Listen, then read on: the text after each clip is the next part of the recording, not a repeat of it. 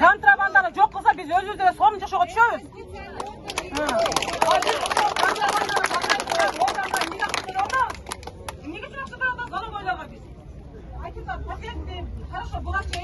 Biz patenti төлep geldik. Bayka aytkanday gevrilerimiz төлöbөй geldik. Al төлөбөгөндө деле налоговойлар төлөтпөй койгончо алар өздөрү алып жеп атышты.